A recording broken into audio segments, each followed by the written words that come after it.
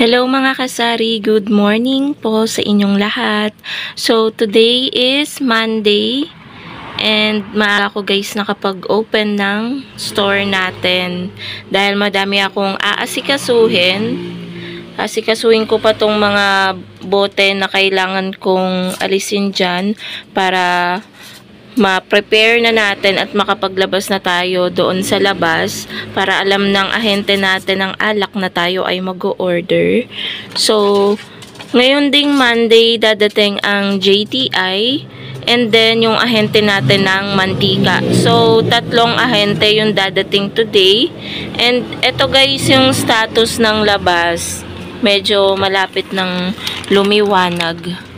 Yan, medyo blurred pa. Medyo kanina pa ako guys nakapag-open ng tindahan. Siguro mga 15 minutes ago.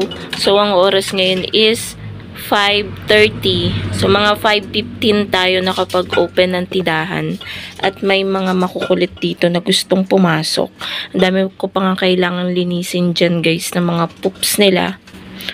Para hindi mangamoy dito sa loob ng tindahan. Medyo hassle lang guys mag-alaga ng mga puppies.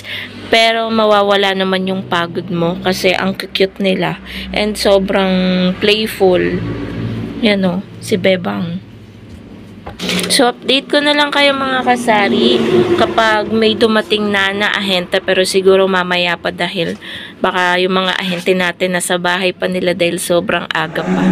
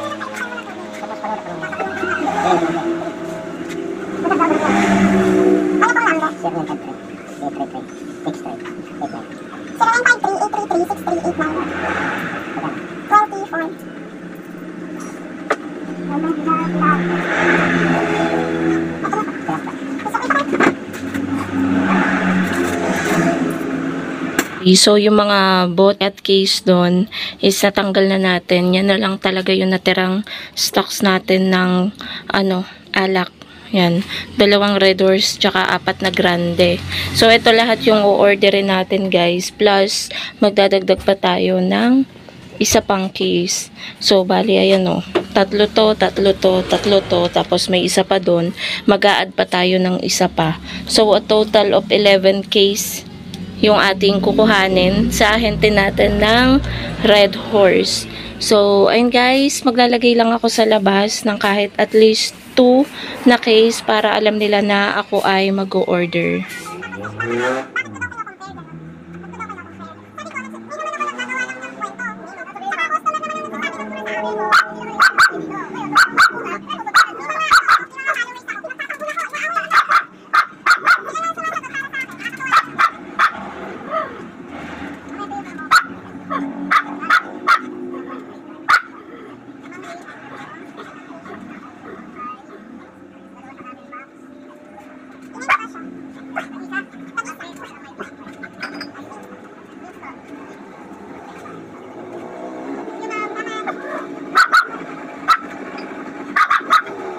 Ayan, so kakaalis lang po mga kasari ng JTI at ngayon i-haul ko na sa inyo ng mabilis dahil ang haba na nung nung video natin.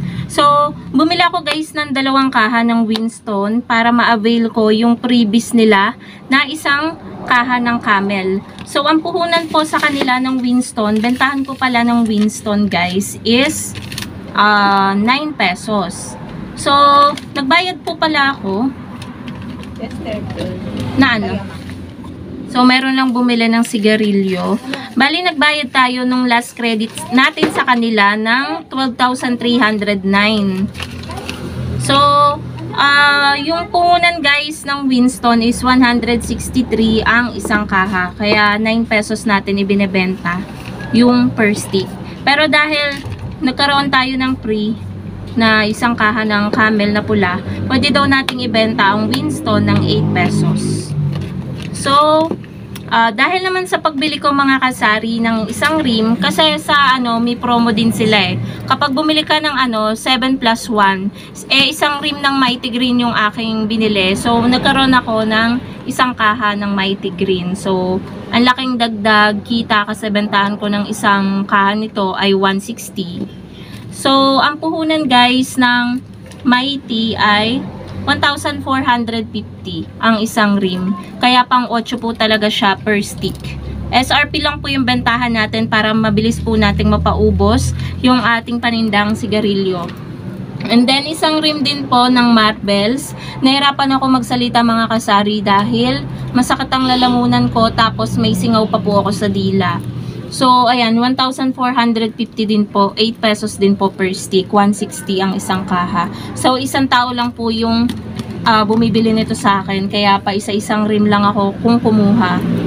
So, 2 rim ng Camel Menthol.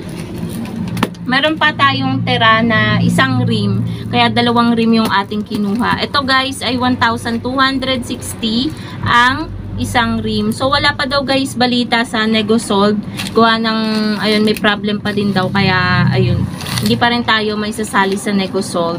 So, ang pinagbayaran ko po dito ay 2,520. Tapos, ang pinakamalakas sa akin guys na sigarilyo is Camel na pula. Pero, dahil medyo tumumal to, last 2 weeks ago, may natira pa tayo. So, 5 rim lang po yung ating kinuha. 1,260 din po ito. Ang puhunan nito, kada isang rim. So, 7 pesos per stick, 140 ang isang kaha po ng bentahan natin. So, 1, 2, 3, 4, at 5.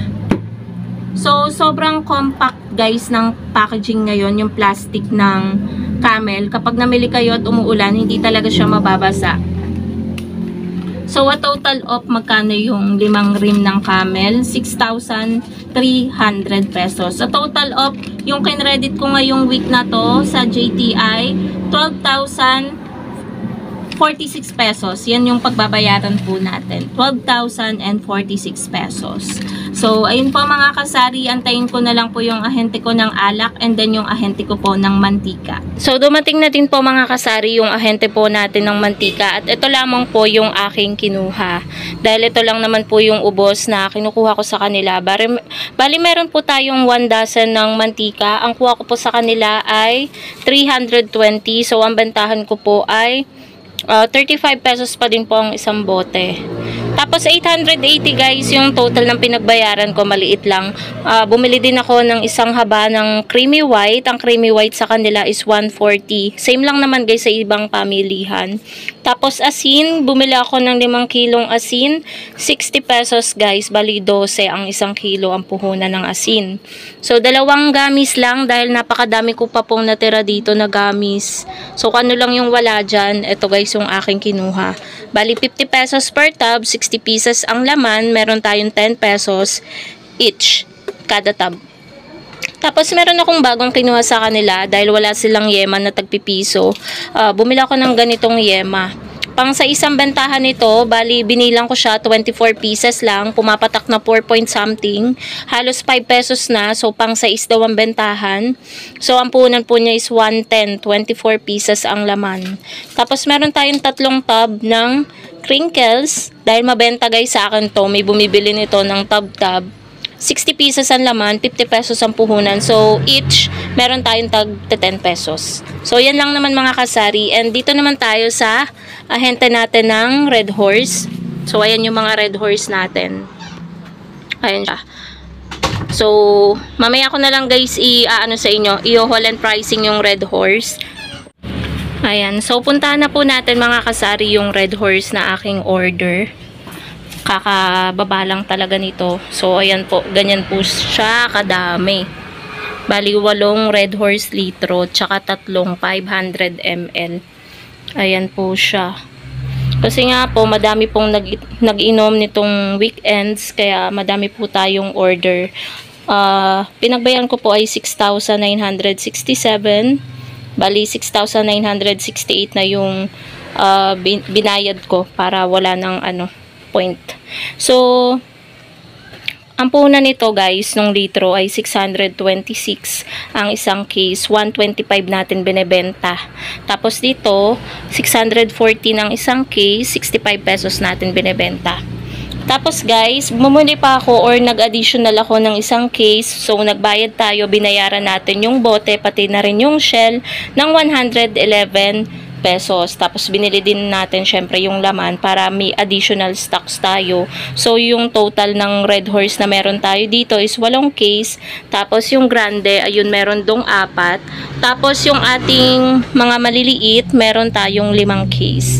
So yan po mga kasari, yung mga dineliver sa akin. May 2 makulit na tuta dito. And dito ko na rin mga kasari tatapusin ang aking vlog. Thank you so much for watching and happy selling po sa inyong lahat. Bye guys!